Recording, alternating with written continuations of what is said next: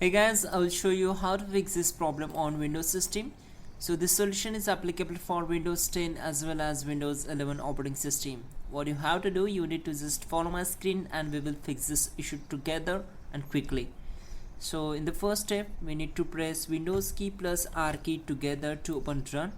You can simply right click on the start icon and click on Run option to open this window. Run.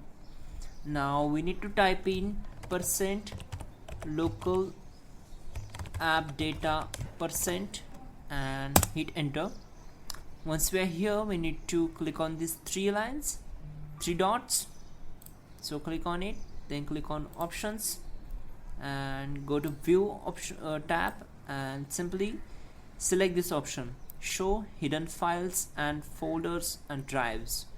Once done, you will able to see this file icon cache. So right click on it and simply delete the file.